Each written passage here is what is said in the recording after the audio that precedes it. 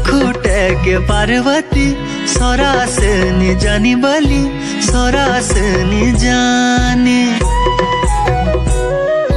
मासी का प्रताप लौंडा स्कूल नि जानी बली स्कूल नि जानी।